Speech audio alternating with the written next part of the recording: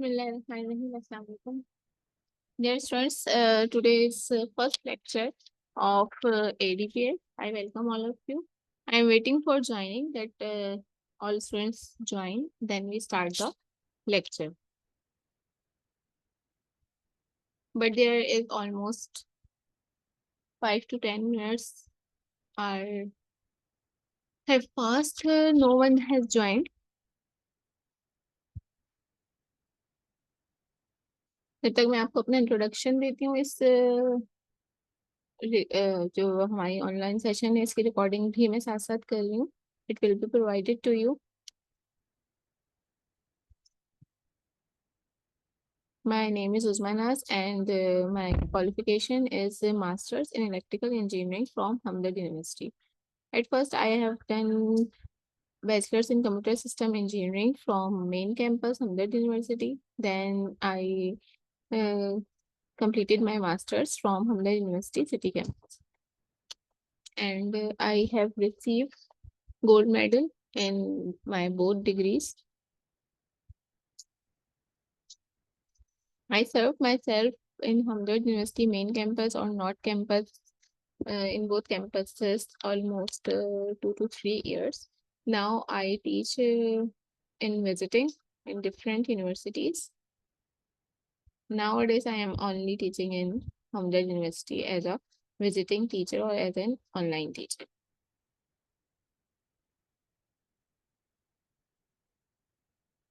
आज के सेशन रखने का मकसद ये था कि मुझे आपसे इंटरेक्शन, आप उसका स्टूडेंट का माइंड लेवल क्या है, स्टडी लेवल क्या है, आप लोग पढ़ाई में कैसे हैं, आप लोग टीचर के साथ किस तरह से इंटरेक्ट करते हैं, टीचर की बात को कितना समझते हैं, और ये जो आपने एडवांस डेटाबेस के कोर्स से पहले डेटाबेस का कोर्स पढ़ा हुआ है उसकी अंडरस्टैंडिंग आपको किस हद तक है. उसको अगर मैं कोई काम दे रही हूँ या मैं कोई लेक्चर दे रही हूँ तो मैं किस तरह से जज कर सकूं कि आप ये काम सही कर देंगे, इसकी जो बेसिक्स हैं वो आपको आती हैं या नहीं आती. तो आज मुझे उसका रिवीजन करना था. Otherwise I have recorded lectures because I teach database course in many times in online mode or as well as physical mode. In this course we use two software, Navigate and Oracle database. तो मैं आपको कहूँगी कि आप ये दोनों download करें. अभी से इनकी डाउनलोडिंग और इंस्टॉलेशन चीज़ों में लग जाएं क्योंकि थोड़ा सा टाइम लेंगे. नेविगेट इंस्टॉल करना यूज़ करना बहुत आसान है. ऑरिकल थोड़ा सा एडवांस सॉफ्टवेयर है ये जो कि कंपनीज में भी यूज़ होते हैं. हम नेविगेट पे क्या करते हैं वही कोडिंग अगर जो आपने डेटाबेस में कमांड प्रॉम्प्ट में की थी, अब उसमें क्या होता है कमांड प्रॉम्प्ट में ना तो वो जो है ऑप्शंस नहीं होते उसके अंदर मजीद कि आप उसको स्टोर कैसे कर रहे हैं, आप उस चीज़ को देख उन क्यूरीज को दोबारा देख सकें, डेटाबेस को रिट्राइव करवा सकें. तो उस चीज को थोड़ा सा जिस तरह से हम कोडिंग करते हैं ना, नोट पैड पे कोडिंग करेंगे तो एक सिंपल सी कोडिंग आएगी, उसके अंदर आपके एरर हाईलाइट नहीं होंगे. लेकिन अगर आप वही कोडिंग जो है नोट पैड प्लस प्लस पे या किसी और एडिटर में करते हैं तो उस तरह से आपको हाईलाइट करके देता है. तो इसके अंदर भी यही है कि अगर हम ये वाले सॉफ्टवेयर्स यूज करते हैं तो यहाँ पे हमें कोडिंग करने में, डेटाबेस को देखने में, इनके टेबल्स वगैरह को देखने में, इसका स्ट्रक्चर देखने में थोड़ी आसानी रहती है. और कुछ काम ऐसा भी है जो हम कोडिंग के बजाय जैसे कोई प्रिविलेजेस असाइन करने यानी कोई राइट्स असाइन करने हैं डेटाबेस के किसी भी यूजर को तो हम मैनुअली भी कर सकते हैं. इसलिए हम डेटाबेसेस पे जाते हैं, डेटाबेसेस के सॉफ्टवेयर्स पे जाते हैं. तो मैंने जो जो बताया आपको नाम दोबारा से देख लीजिए. नेविगेट है, नेविगेट एक सॉफ्टवेयर है लेकिन इसको चलाने के लिए जिस तरह से आपने कमांड प्रॉम्प्ट से कोडिंग की थी लेकिन जैम सर्वर आपका ऑन रहता था, इसी तरह से आप नेविगेट पे काम करेंगे तो आपका जैम सर्वर ऑन रहेगा. इसी तरह से अगर आप ऑरिकल सॉफ्टवेयर इंस्टॉल करते हैं तो उसके साथ आपको जेडीके की इंस्टॉलेशन करनी होगी. ये दोनों सॉफ्टवेयर कौन सी वेबसाइट पे मिलेंगे, इनके इंस्टॉलेशन का तरीका क्या है और इनको डाउनलोड कैसे करना है, इनकी वेबसाइट पे पहले अकाउंट बनेगा फिर ये वहां से डाउनलोड होंगे फिर इनको इंस्टॉल किया जाएगा. ठीक है. और इसका जो पूरा लिंक है या इसकी पूरी वीडियो ये मैंने बनाई हुई है वो मैं आपसे शेयर कर दूंगी लिंक्स. उसको फॉलो करते हुए आप 2 से 3 दिन के अंदर जो है इंस्टॉलेशन करें इन दोनों की और मुझे रिपोर्ट करें कि आपकी इंस्टॉलेशन हो गई है या इंस्टॉलेशन में कोई एरर आ रहा है तो आपस में एक दूसरे से डिस्कस करके वो काम पूरा करें.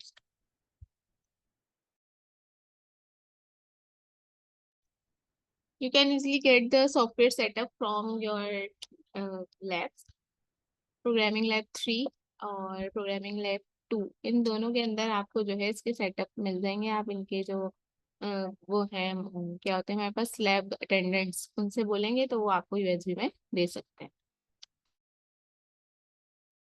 दूसरी बात है कि टाइम टेबल के अंदर आपके स्लॉट्स रखे गए हैं। वैसे तो ये एक ऑनलाइन लैब है, लेकिन टाइम टेबल के अंदर जिस टाइम पे ये लैब शो की गई है उसी टाइम पे आपकी लैब फ्री मिलेगी, और उस टाइम पे आप वहां पे जाके अपने लैब की प्रैक्टिस कर सकते हैं। कोई और काम नहीं, लैब के कोड की प्रैक्टिस, लैब के सॉफ्टवेयर के ऊपर जो भी काम करने हैं वो आप कर सकते हैं। इसमें कोई लैब टास्क करने को दूँ, आपको घर में करने का मौका नहीं मिल रहा है या आपके लैपटॉप में इंस्टॉलेशन नहीं है, तो आप वहाँ जाके करें। पहले से आप अपने जो लैब अटेंडेंट हैं उनको इन्फॉर्म कर लें, उनसे परमिशन ले लें।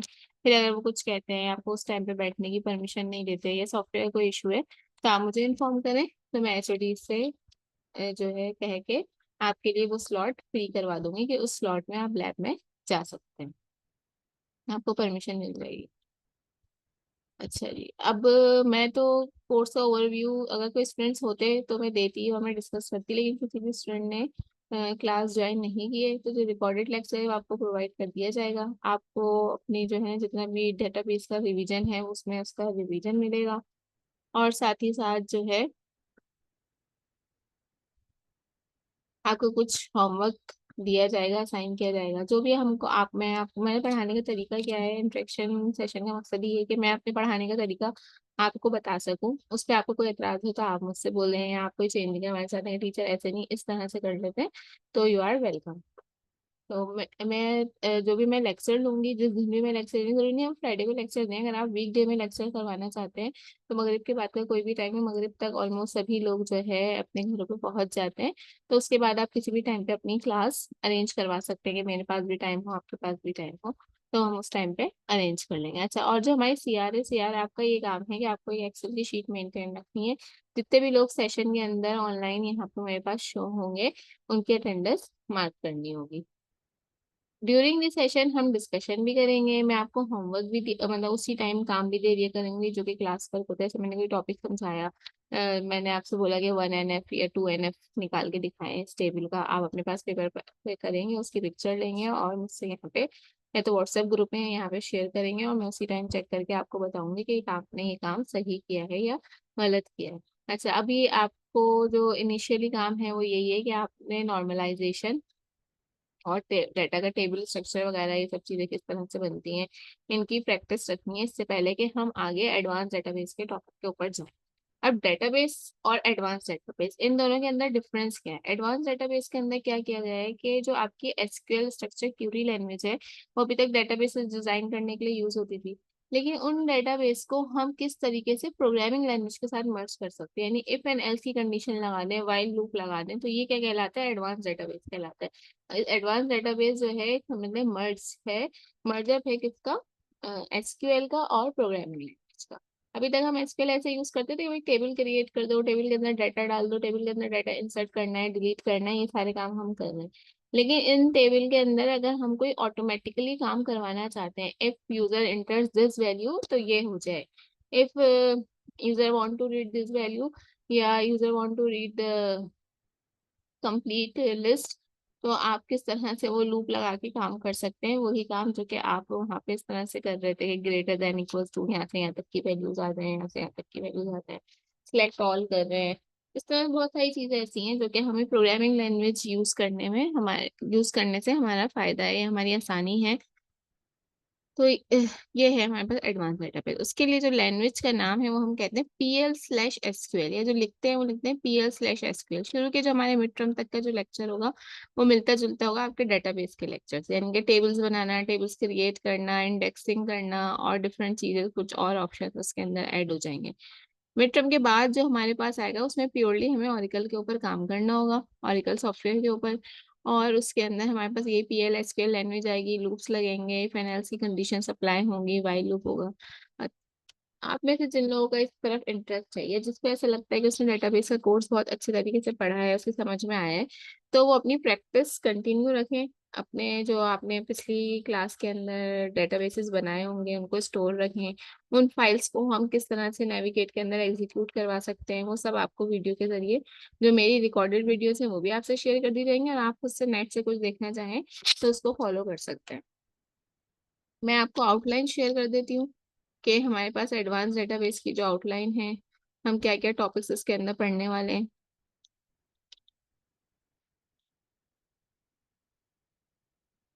और इसकी मार्किंग हमारे पास इस तरीके से होगी जिस तरीके से बाकी तमाम सब्जेक्ट्स की मार्किंग आपको अभी तक मिली है।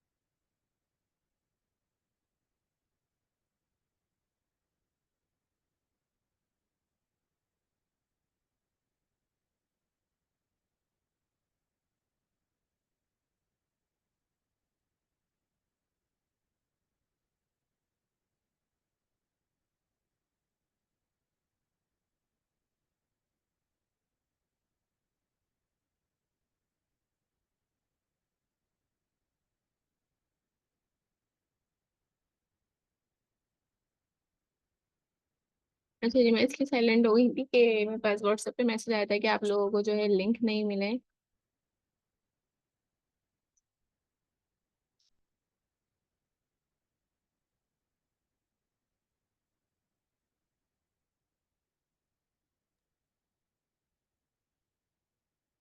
आप लोग को लिंक नहीं मिला था पहले? मैंने यही लिंक ग्रुप में शेयर कर दिया था ठीक 5:15 बजे।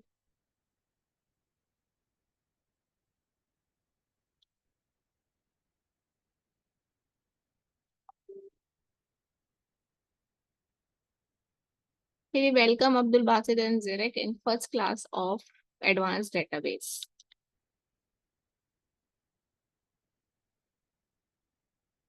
आप दोनों को मेरी आवाज आ रही है? यू कैन कंफर्म मी।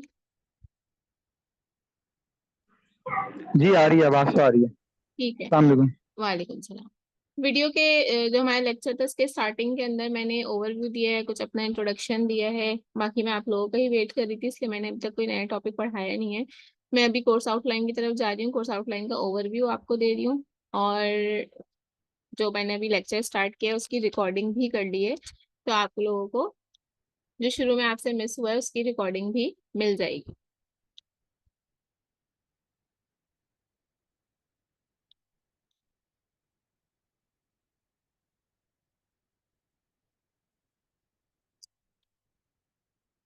चलिए, अब काफी सारे स्टूडेंट्स ने ज्वाइन कर लिए, तकरीबन 4 से 5 स्टूडेंट्स ने, बाकी थोड़ा और वेट कर लेते हैं जब तक हम कोर्स आउटलाइन का रिव्यू लेते हैं। फिर मुझे आप लोगों से कुछ क्वेश्चंस पूछने हैं कोर्स के हवाले से, कि हम इस कोर्स को किस तरह से लेके चलें या इसकी लैब्स को किस तरह से लेके चलें। तो उसके आप लोग मुझे आंसर किएगा। आज का सेक्शन है कि इंट्रोडक्शन सेक्शन है, हम इसके अंदर कोई नया टॉपिक कवर नहीं कर रहे होंगे, बल्कि इसके अंदर हम ये तय कर रहे हैं कि हमें किस तरह से ऑनलाइन मोड में स्टडी करनी है। और ऐसी स्टडी करनी है कि हमारी इंट्रैक्शन ना खत्म हो, हमारी इंट्रैक्शन बहुत अच्छी रहे, और बगैर फिजिकल क्लास के भी टीचर और स्टूडेंट की अंडरस्टैंडिंग जो है वो अच्छी रहे।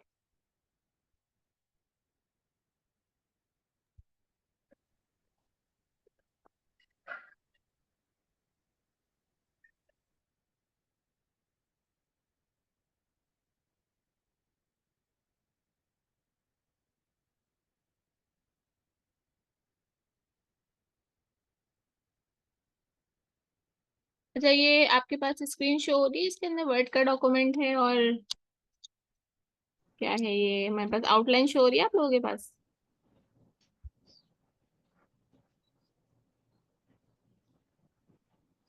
कोर्स आउटलाइन शो हो रही है?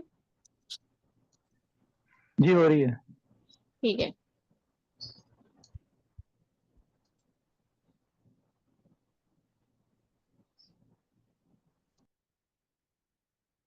पहला जो लेक्चर है उसके अंदर हम डिफरेंट डेटा लैंग्वेजेस देखेंगे और डेटाबेसेस की हिस्ट्री के किस तरह के डेटाबेसेस होते थे, डेटा को किस तरह से स्टोर किया जाता था, क्या तरीके होते थे, और रिवीजन ऑफ नॉर्मलाइजेशन है फिर हमारे पास कि नॉर्मलाइजेशन क्या होती है, first NF, second NF, three NF क्या होता है। ये मेरे पास रिकॉर्डेड लेक्चर्स मौजूद है क्योंकि मैंने प्रीवियस सेमेस्टर में, उससे पहले कई सेमेस्टर्स में डेटाबेस का कोर्स पढ़ाया है। एडवांस डेटाबेस का कोर्स मैं फर्स्ट सेकेंड टाइम पढ़ा रही हूँ। तो अगर आपको रिकॉर्ड, मैं जब भी आपको लेक्चर प्रोवाइड करूंगी तो बता के दूंगी कि ये ऑनलाइन सेशन है या ये रिकॉर्डेड लेक्चर है, और ऐसे आपको सुन के खुद भी पता चल जाएगा। जो रिकॉर्डेड लेक्चर्स हैं वो पिछले सेमेस्टर के रिकॉर्डेड हैं। तो अगर उसके अंदर आपसे कोई इस तरह की बात कही जा रही है कि आपको इस तारीख तक ये, या 2 दिन में या 3 दिन में आपका ये क्विज है, ये असाइनमेंट है, या आपको ये वाला काम करके जब तक दे देना है, तो इसका मतलब ये नहीं है कि वो आपको कहा जा रहा है, वो प्रीवियस स्टूडेंट्स के लिए। आपको मुझे जो भी क्विज असाइनमेंट या होमवर्क दूंगी वो आपके व्हाट्सएप ग्रुप पे आपको बताऊंगी, या आपके सीआर के थ्रू आपको बताऊंगी। एक गूगल क्लासरूम भी हम बना लेंगे, इसमें आपसे डॉक्यूमेंट्स शेयर किए जाएंगे। अटेंडेंस इस तरह से मार्क होगी कि जो भी स्टूडेंट्स हमारे पास यहाँ पे प्रेजेंट होंगे उनकी अटेंडेंस मार्क हो जाएगी। उसके अलावा किसी का कोई इशू है, कोई लाइट का इशू है, कोई और मसला है कि हम इस वजह से ऑनलाइन सेशन नहीं ज्वाइन कर सकते, तो उनकी परफॉर्मेंस देखी जाएगी कि हर दफा पहले कुछ स्टूडेंट्स कह रहे हैं टीचर क्लास का टाइम हमेशा सेम ही रखें। अब आपकी मर्जी, आप क्लास का टाइम हमेशा यही वाला टाइम रखवाना चाहते हैं या चेंज करना चाहते हैं कि कभी किसी टाइम पे जिस टाइम भी हो उस टाइम रख ली जाए। तो उन स्टूडेंट्स की परफॉर्मेंस कि वो अपने होमवर्क टाइम पे सबमिट करते हैं नहीं करते, और असाइनमेंट और कोई सही दे रहे हैं या नहीं दे रहे, इस बेसिस पे फिर उनकी अटेंडेंस मार्क्स हो जाएगी।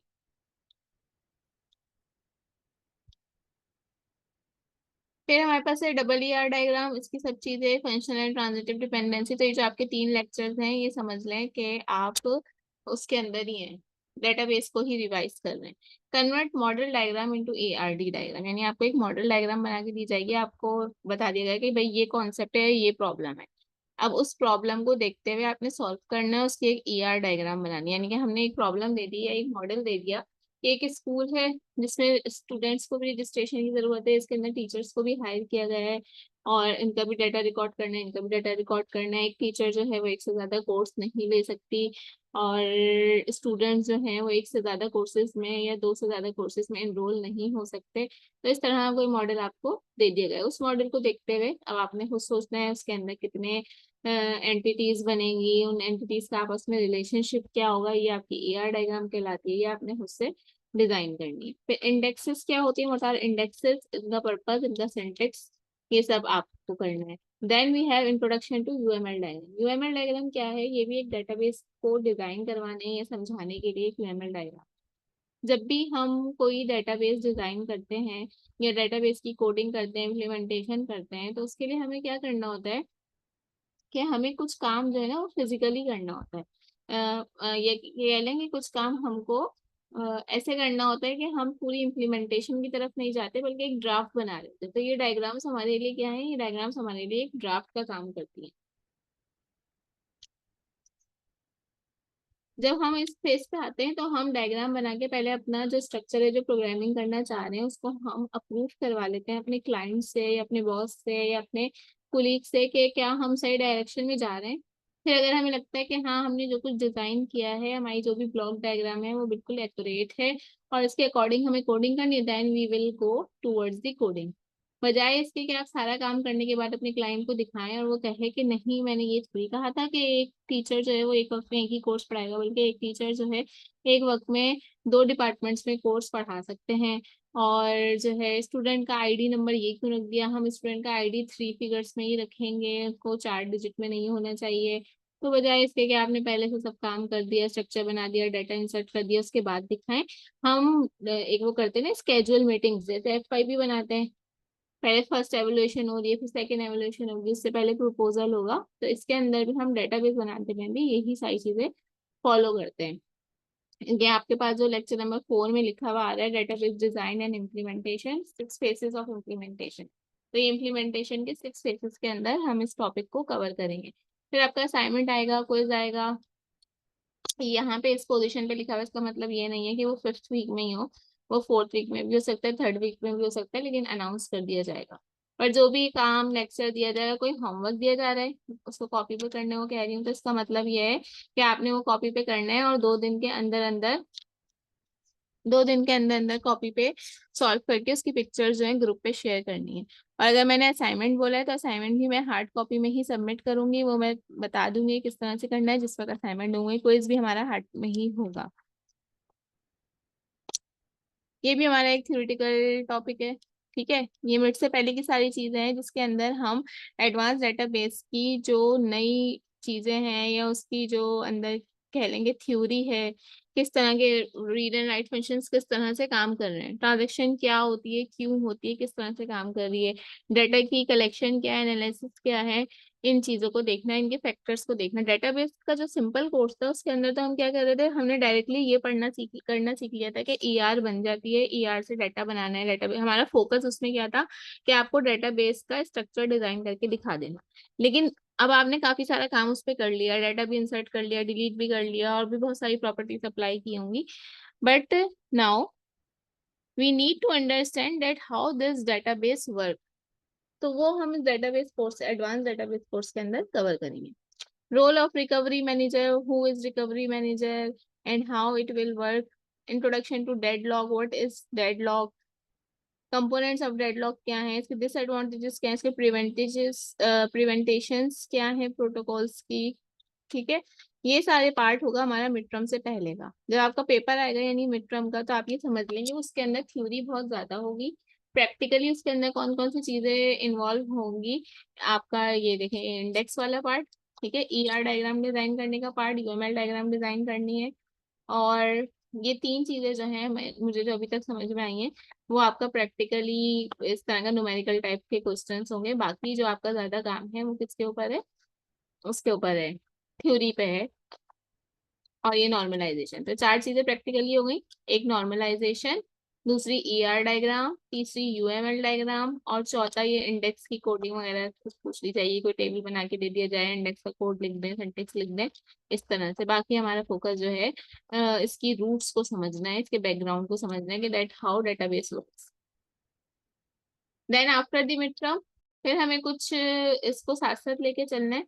अच्छा, लैब भी हमारे साथ साथ चल रही होगी, तो हमारे टॉपिक जो है लैब में जो आ रहे होंगे ना, अगर आप ये समझ लें कि लैब और थ्योरी के एक टीचर रखने का मकसद ये है कि हम साथ साथ लेके दोनों चीजों को कवर कर रहे हैं। अगर कोई टॉपिक मैंने थ्योरी में पढ़ाया है और लैब में नहीं पढ़ाया, या लैब में पढ़ाया है थ्योरी में नहीं पढ़ाया, लेकिन आपने सब एक साथ पढ़ लिया, तो पेपर का पार्ट वो टॉपिक भी हो सकता है जो कि हमने लैब में पढ़ा है। यानी कि फॉर एग्जाम्पल मैंने लैब में इंडेक्स की लैब करा दी, और थ्योरी के अंदर मैंने अलग से कोई लेक्चर लेके नहीं बताया कि ये थ्योरी का लेक्चर है, तो ये इंडेक्स का लेक्चर है, तो वो इंडेक्स का जो लेक्चर होगा वो आपकी लैब का भी लेक्चर है, वो आपका थ्योरी का भी लेक्चर है। अगर मिड टर्म से पहले पढ़ा दिया है तो वो मिड टर्म के पेपर में आएगा। Then query processing, views, reports, aggregate functions क्या होते हैं, किस तरह से काम करते हैं, केस एंड यूनियन वाली क्यूरीज क्या होती हैं, ठीक है, stored procedure, triggers, what are triggers, इनको देखेंगे, इनको इम्प्लीमेंट करेंगे, भी कोडिंग के थ्रू ही इम्प्लीमेंट होते हैं कि ऐसा काम हो तो ये हो जाए, आगे ये हो जाए। इंट्रोडक्शन टू पीएल एसक्यूएल आ गया, फिर असाइनमेंट, क्विजेस, और इफ एल्स स्विच केसेस, ये सब चीजें हैं। और कुछ और आपके पास प्रेजेंटेशन के टॉपिक्स आ गए कि आप इनकी प्रिपरेशन करें और उनके बारे में बता सकें। अब मुझे ये जो मैंने पूरी आउटलाइन आपको दिखाई है, इससे पहले आप समझें इसको, और ये बताएं कोई ऐसा टॉपिक जो कि मैंने आउटलाइन में बहुत डिटेल में दे दिया हो, या मैं डिटेल में पढ़ाने वाली हूँ आपको, मेरी बात से लगाओ, और वो टॉपिक आप डेटाबेस के कोर्स में कवर कर चुके हो, तो मुझे बता दें ताकि मैं उसको एडवांस डेटाबेस में ज़्यादा लेंथी करके ना पढ़ाऊँ। कौन सा ऐसा टॉपिक है जो कि आप डेटाबेस के अंदर बहुत अच्छी तरह समझ चुके हैं और अब आपको उसके रिवीजन की जरूरत नहीं है।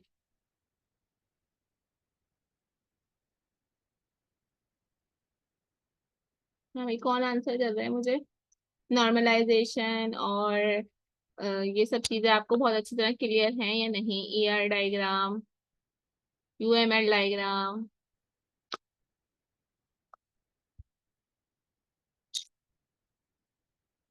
फंक्शनल एंड ट्रांजिटिव डिपेंडेंसी किस हद तक ये आप लोगों को आता है।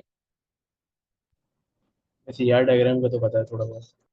थोड़ा सा पता है, ईआर डायग्राम की डिजाइनिंग वगैरह की है क्लास में, जैसे टीचर ने कोई टॉपिक दिया और बोला भाई क्लास में तो ईआर नहीं बनाओ। दी थी, मगर जैसे प्रोजेक्ट जो दिया था ना सेमेस्टर में, हम्म। तो उसमें उन्होंने कहा था कि आप इसकी जो है ईआर डायग्राम वगैरह जो है बनाते थे।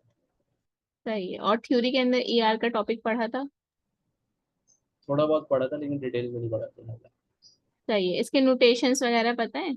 कोई भी स्टूडेंट आंसर कर दे कि ईआर के अंदर जो स्क्वायर नोटेशन होता है वो क्या रिप्रेजेंट करता है, और जो ओवल होता है सिंबल वो क्या रिप्रेजेंट कर रहा होता है। मिस पहले याद थे लेकिन अब वो गैप इतना आ गया है, इस वजह से थोड़े भूल गए। ठीक है, इसीलिए मैंने जो है ना अभी कोई नया टॉपिक पढ़ाने को नहीं रखा। आपसे कुछ मिस लेक्चर वो शेयर किया एक जाएगा। था हाँ। भी हमारा सेकंड सेमेस्टर में, और हमारा अभी इससे पहले वाला सेमेस्टर थर्ड सेमेस्टर था, तो एक ओ सेमेस्टर का भी अच्छा। गैप आ गया। हाँ फिर तो ये एक लेंथी गैप है। तो ठीक है, हम थोड़ा सा रिवीजन भी कर लेते हैं साथ साथ। ये बताएं, डेटाबेस की जो प्रोग्रामिंग की थी वो सबके जहनों में है? किस तरह से टेबल क्रिएट करते थे, कोई क्यूरी बता सकता हो? एक टेबल क्रिएट करना है मुझे, उसका नाम रखना है क्लास, और उसके अंदर दो एट्रीब्यूट्स हैं, एक का नाम मुझे रखना है आईडी, और एक का नाम मुझे रखना है नेम। तो मैं कैसे टेबल क्रिएट कर सकती हूँ? क्यूरी किस तरह से लगाते थे, कुछ याद हो जहन में, थोड़ा बहुत भी कुछ हो? मिस थोड़ा बहुत भी नहीं है। थोड़ा बहुत भी नहीं है? तो चले हम एक लेक्चर रिवीजन का रखते हैं। मैं भी थोड़ा सा रिवीजन आपको दे देती हूँ। क्यूरीज का रिवीजन और इन सब चीजें थोड़ा काम आपने खुद करना है नेक्स्ट क्लास से पहले पहले। और थ्योरी का भी मैं आपको रिवीजन खोल के करवा देती हूँ। अच्छा मिस, ये नॉर्मलाइजेशन वाला भी जो है ना हम लोगों ने कवर कर लिया था, लेकिन जो है ना अभी जाहिर बात है गैप आ गया तो वो भी हम लोग भूल चुके हैं। ठीक है, वो टॉपिक भी नॉर्मलाइजेशन आपको जो है। सही है। अच्छा, लैब्स लैब्स अच्छी तरह समझ में आ गई, उस टाइम की बात कर रही हूँ। लैब अच्छी तरह समझ में आ गई थी, टास्क हो जाते थे आप लोगों से? मिस मुश्किल होते थे इस वजह से क्योंकि वो कमांड प्रॉम्प्ट वगैरह पे मिस कराती नहीं। तो उसके और अंदर क्या बाकी मुश्किल होता था? क्यूरी अप्लाई करना मुश्किल लगती थी, या समझ नहीं आता था कि पूछा क्या गया है, कौन सी क्यूरी अप्लाई करनी है? मिस क्यूरी अप्लाई करने में जो है थोड़ी प्रॉब्लम होती थी वहाँ पे। अच्छा। अच्छा, बाकी लोग भी कुछ बोल सकते हैं? बाकी लोगों के मुंह में क्या पान वान है जो उनके मुंह से आवाज ही नहीं निकल रही? कोई भी आंसर कर सकता है, मैं बहुत सारे क्वेश्चन पूछे। कोई भी बता दे कि उसका अपना जर्नल, ये तो इन्होंने अपना बताया कि इनको ये चीज नहीं आती है, ये चीज ये सही से नहीं समझ पाए। बाकी लोगों का क्या कहना है कि उनको कौन सा टॉपिक अभी तक याद है और वो बिल्कुल एक दफा पढ़ के फौरन से उन्हें याद आ जाएगा?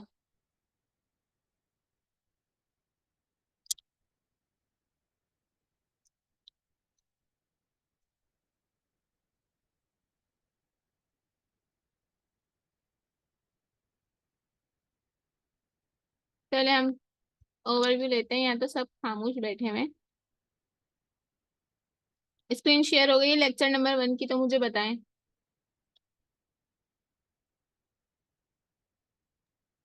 जी हो गई है मिस। ठीक है। सबसे पहले तो आप लोग मुझे बताएं कि अभी कौन मुझसे बात कर रहा था जो मुझे डिटेल बता रहा था, क्या नाम है उनका? मिस मैं था नाम बोलो, नाम। बिल्ला कमाल। अब्दुल्ला कमाल। अच्छा, अब अब्दुल्ला कमाल के अलावा कोई और मुझे आंसर दे कि व्हाट इज डेटा। डेटा क्या चीज है?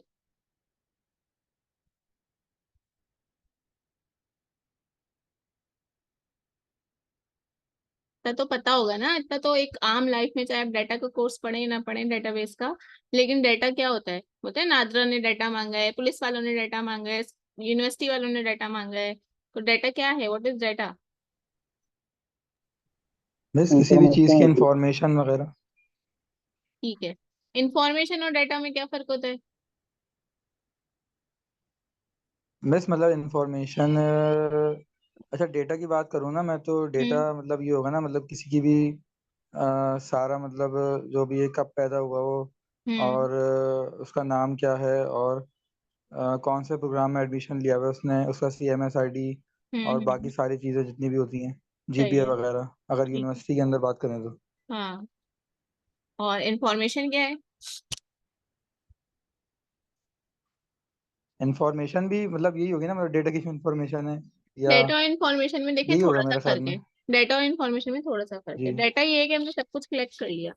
अब हमें जो है ना उस इंसान का सिर्फ कांटेक्ट की वो चाहिए थी, कांटेक्ट की नॉलेज या कांटेक्ट की इंफॉर्मेशन चाहिए, यानी वो चीज, वो डाटा जिसकी हमें जरूरत है, वो इंफॉर्मेशन कहलाते हैं। यानी मुझे इस बात की जरूरत नहीं थी कि उसकी एजुकेशन कितनी है और उसने कौन सी यूनिवर्सिटी से पढ़ा, तो मेरे लिए वो डाटा काम का नहीं है। मुझे क्या चाहिए था, सिर्फ उसका कांटेक्ट नंबर चाहिए था या उसका एड्रेस चाहिए था, क्योंकि हमें वहां पे कोई लेटर भेजना था। तो मुझे उसका नाम मिल गया, उसका कॉन्टेक्ट नंबर भी मिल गया और उसका पोस्टल एड्रेस भी मिल गया। तो ये मेरे लिए क्या बन गई, इंफॉर्मेशन बन गई। तो इंफॉर्मेशन ऐसा रॉ डाटा जिसको हम अपनी जरूरत के लिए यूज कर सकें, वो हमारी इंफॉर्मेशन है। और व्हाट इज डेटाबेस? अब अब्दुल बासित और अब्दुल्ला के अलावा कोई और आंसर करेगा। What is database?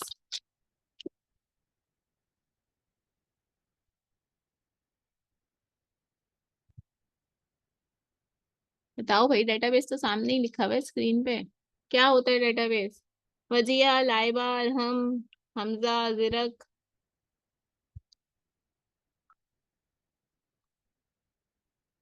भाई मेरा ऑनलाइन सेशन ना वो इसी तरह का होता है कि मैं इंटरेक्शन बेस्ड रहती हूँ, ये नहीं कि आप ऑनलाइन हो जाएं और फिर इधर उधर चले जाएं।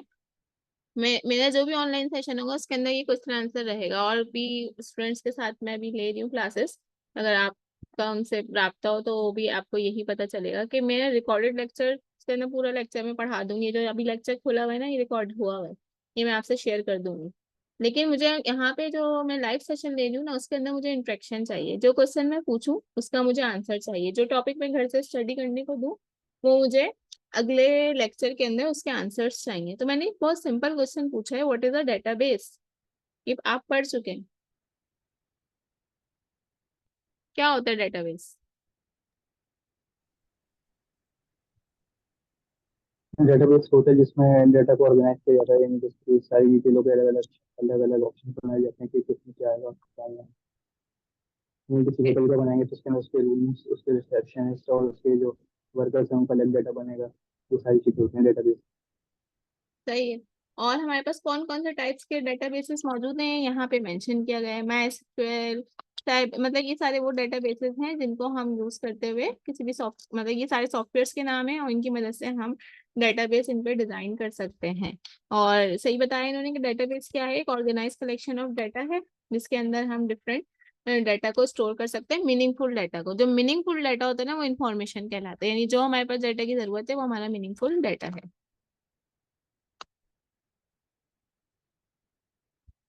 ये हमारे पास कुछ हिस्ट्री है। 1980s में डाटा किस तरह से स्टोर होता था, डेटाबेसेस क्या कहलाते थे 90s में, 2000 में, ठीक है। वो मैं अभी नहीं पढ़ा रही, वो आपको लेक्चर मिल जाएगा, आप उसमें कवर अप कर लिएगा। देन DDL डायग्राम, ये है हमारे पास ER डायग्राम। ये ER डायग्राम की एंटिटी, यानी कि जो भी आपके टेबल का नाम होता है वो हम इससे शो करते हैं। और जो हमारे कॉलम का नाम होता है एट्रीब्यूट कहलाते हैं, यानी कि अगर एक टेबल है स्टूडेंट का तो स्क्वायर बॉक्स से आप स्टूडेंट शो करेंगे, और इसके अंदर से आपके पास एरो के साथ, लाइन के साथ ये ओवल कनेक्ट है, यही मतलब है इस टेबल के कॉलम्स के नाम है। ये हमारे पास रिलेशनशिप शो करता है। और ये दूसरा टेबल है, इन दोनों टेबल के दरमियान में क्या रिलेशनशिप है, 1 to many है, many to 1 है, जो कि कार्डिनलिटी कहलाती है। यहाँ पर आ गई many to many, many to 1, 1 to 1, ठीक है। ये सारे इसके रिलेशनशिप्स होते हैं। ये होमवर्क है आपका, यानी जो आपने 2 या 3 दिन में करके मुझे इसकी पिक्चर सेंड करनी है ग्रुप में। You have to define an example of database and creates its ER diagram. खुद से कोई आप एग्जांपल प्रॉब्लम सोल्यूशन निकालेंगे इंग्लिश में, यानी कि प्रॉब्लम लिखेंगे कि ये हमको डिजाइन करना है। चाहे आपको किसी ऑनलाइन शॉपिंग सेंटर का डेटाबेस बनाना है, या आपको किसी शॉप का डेटाबेस बनाना है, या किसी स्कूल की रजिस्ट्रेशन का, स्टूडेंट की रजिस्ट्रेशन का बनाना है, और कोई मेगा इवेंट होने वाला है, उस इवेंट के पार्टिसिपेशन का डेटाबेस बनाने के कितने लोग इसके अंदर ज्वाइन कर रहे हैं, और इसके अलावा पार्टिसिपेंट्स कौन है, ऑर्गेनाइजेशन ऑर्गेनाइजर्स कौन है, मेंबर्स कौन है, इसके हवाले से कोई डाटा बनाना है, तो आप वो प्रॉब्लम लेंगे, उसको देखते हुए आपके ER डायग्राम डिजाइन करेंगे और उसकी पिक्चर मुझको सेंड कर देंगे। 2 दिन का आपके पास इसका टाइम है। फिर की सुपर की क्या होती है, कैंडिडेट की, प्राइमरी की, ये पता होगा आप लोगों को अच्छी तरह से। प्राइमरी की किसे कहते हैं बताइए जरा, लाइबा।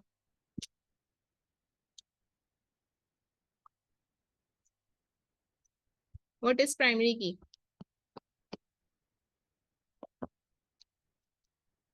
भाई जो लोग आंसर देंगे ना, तो हो सकता है उनको कभी कोई असाइनमेंट में बोनस भी मिल जाए। मिस जरा, मैं बताऊं? हाँ बताएं। यस मैं बताऊँ। नहीं, पहले किसने बोला था, वजिया आप बताइए। प्राइमरी की यूनिक की होती है, जिसको जैसे हम लोग की CMS ID है तो वो हमारी प्राइमरी की है कि एक हम्म, ही रोल नंबर कोई हो गया, उससे सही ही है, हम जाने पहचाने जाएंगे। ठीक है, तो वो हमारी यूनिक की प्राइमरी की होती ओके। है। चलिए, आप कोई और बताए, फॉरेन की क्या होती है?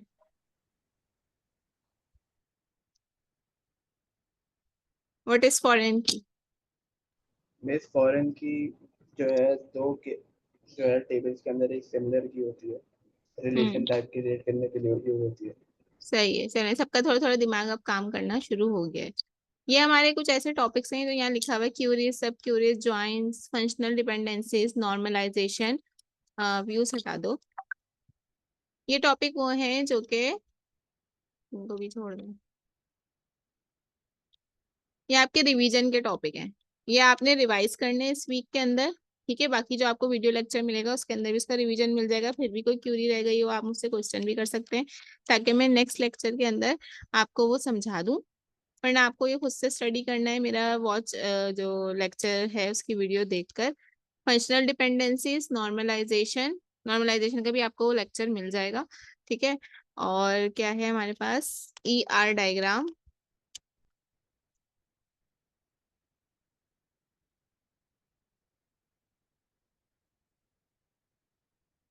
और ये तीन अभी मेरे ध्यान में आ रहे हैं। कार्डिनैलिटी, ई आर डायग्राम करेंगे तो आपको लाजमी कार्डिनैलिटी का पता होना चाहिए। इनको अच्छी तरह से देख लिया, क्योंकि अगर हमारे बेसिक कॉन्सेप्ट्स क्लियर होंगे तो हमें आगे काम करने में आसानी होगी। अच्छा, लैब्स का मैंने शुरू में बता दिया था, आपको रिकॉर्डिंग में सुनाई में आएगा, क्योंकि आप लोग जब तक ज्वाइन नहीं किया था कि कौन से दो सॉफ्टवेयर, एक नेविगेट का सॉफ्टवेयर और एक ओरेकल का सॉफ्टवेयर, ये सॉफ्टवेयर आपको इंस्टॉल करने की कोशिश करनी है। नेविगेट का बहुत आसानी से हो जाएगा, उसके साथ जैम सर्वर करना है। ये दोनों कौन सी वेबसाइट पे होंगे, किस तरह से इंस्टॉल होंगे, कैसे डाउनलोड होंगे, इसकी भी रिकॉर्डिंग मैं आज रात तक आपको सब चीजें प्रोवाइड कर दूंगी, लिंक्स। ठीक है, और लैब पढ़ने का तरीका क्या होगा, इसी तरह से हम कभी मैं रिकॉर्डर शेयर कर दूंगी और कभी मैं ऐसे ऑनलाइन लेक्चर ले लूंगी। उसके अंदर जब मैं ऑनलाइन लूंगी तो आपने आपके लैपटॉप पे जो है वो सॉफ्टवेयर होना चाहिए। आपने लैब के लिए ज्वाइन अपने मोबाइल वगैरह से नहीं करना, अपने लैपटॉप या पीसी से ही करना है, ताकि आपको जो मैं काम करने का बोलूँ आप उसी टाइम वो कोड प्रैक्टिस करें, मुझसे अपनी स्क्रीन शेयर करें और मुझे बताएं कि ये हमारा रिजल्ट आ रहा है, या अगर कोई मिस्टेक है तो आप मुझे उसका स्नैपशॉट भेजेंगे, हमने ये क्यूरी लगाई है लेकिन यहाँ आखिर में ये एरर लिखा हुआ आ रहा है। ठीक है, ये हमारा मिस पढ़ने लैब की टाइमिंग तो हमारे ट्यूसडे को होती है और वो हम यूनिवर्सिटी में होता है। तो हम उस तरह से नहीं लेंगे ना, मैंने ये बताया से आपका फ्राइडे का ऑनलाइन सेशन का दिन है तो हम फ्राइडे को ही लेंगे। ये हमारी थ्योरी की और लैब की मर्ज ही क्लास होगी। वो मेरा हेडेक है कि मैं किस तरह से इसको अपने पास शो करती हूँ कि ये लेक्चर था और ये थ्योरी था, हम कंबाइन होकर पढ़ेंगे। जब आपके साथ मैनुअल पढ़ाना होगा तो मैं मैनुअल पढ़ा दूंगी और टास्क दे दूंगी आपको। अदरवाइज अगर आप ट्यूसडे को सेपरेट क्लास मतलब वो कर सकते हैं मगरिब के बाद, तो फिर मुझे वो टाइमिंग्स बता दीजिएगा। तो मैं ट्यूसडे वाले दिन या मैंने किसी भी दिन वीक में मगरिब के बाद एक सेशन हम रख लिया करेंगे। तो ऐसे हमारे वीक में दो लेक्चर्स हो जाएंगे, एक थ्योरी का और एक लैब का। तो फ्राइडे को तो मैं एक ही ले सकती हूँ, एक ही पॉसिबल है क्योंकि दूसरी क्लास भी होती है। और उसके अलावा वीक का मुझे कोई भी दिन बता देना, कभी हम सैटरडे को भी रख सकते हैं। तो एक क्लास हम ऐसे लिया करेंगे। अच्छा, इसके अलावा आप लोगों ओके। ने ऑनलाइन कोई कोर्स पढ़ा है यूनिवर्सिटी में आने के बाद, या ये पहला कोर्स है ऑनलाइन?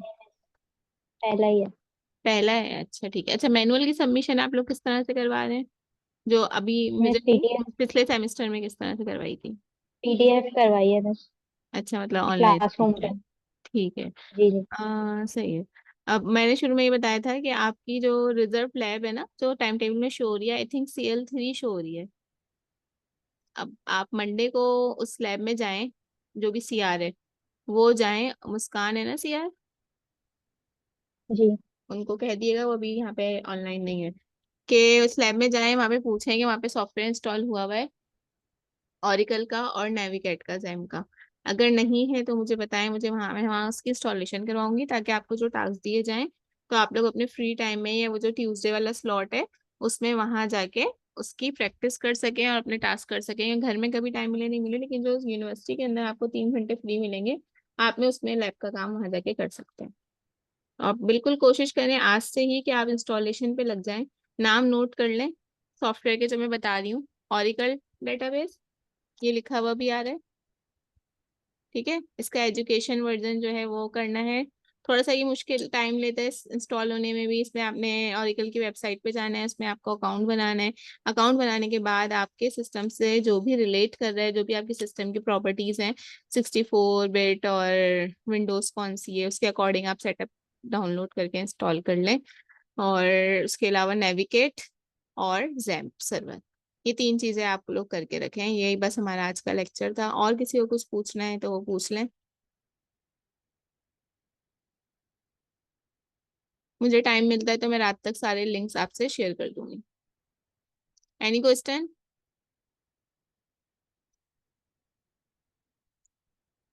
ठीक है, तो मैं अपनी ये आज का लेक्चर जो है वो एंड कर रही हूँ। अल्लाह हाफिज।